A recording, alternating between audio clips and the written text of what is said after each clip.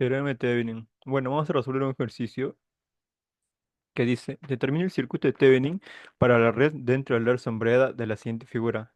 Pero antes, ¿qué nos dice el teorema de Thevenin? Bueno, ese teorema nos dice de que cualquier red de corriente directa y lineal de dos terminales puede ser reemplazada por uno mucho más fácil, que en este caso sería con una fuente de voltaje y una resistencia. Bueno, pasando a lo que es el ejercicio, como podemos ver aquí en nuestro circuito, y como primer paso sería reducir el circuito para poder así comprenderlo mucho más fácil, que terminaría de esta manera más o menos. Como podemos ver, acá tenemos dos fuentes de voltaje y pasaríamos a lo que es el paso 2, que sería el cortocircuito. ¿Para qué? Para poder así hallar lo que es la resistencia Thevenin. Y nos quedaría de esta manera.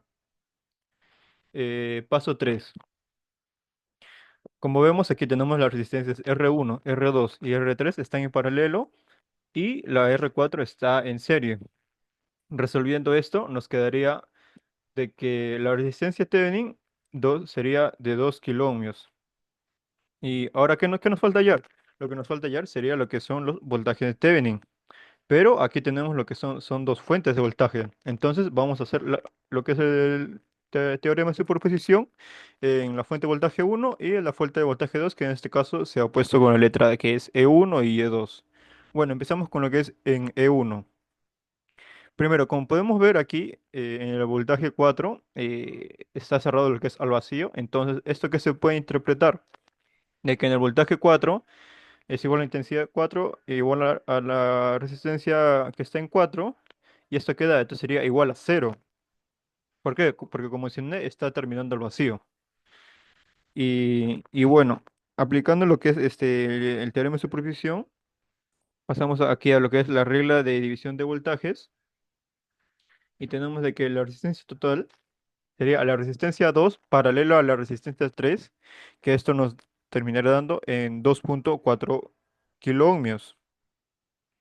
Y pasamos a la aplicación de superposición, que esto resolviendo que es resistencia total por el voltaje 1 sobre la resistencia total, que acá resolvemos, y entonces sería a 4,5 voltios. Bueno, ahora hacemos la superposición, pero en el voltaje 2 de 10 voltios. Igual que antes, V4 va a terminar en cero. ¿Por qué? Porque termina en el vacío. Y bueno.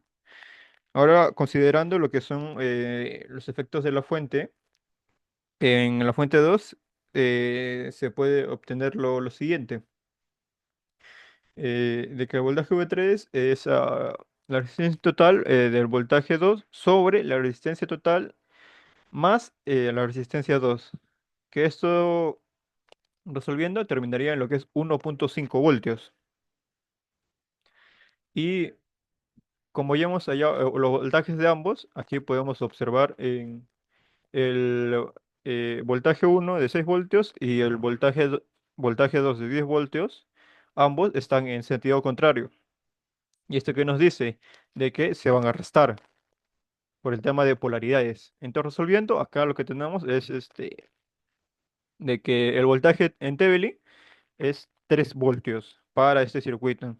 Y bueno, como paso 5 y último, redibujamos lo que es el circuito, como ya tenemos la resistencia de Thevenin y el voltaje de Thevenin, y nos quedaría más o menos este circuito de acá.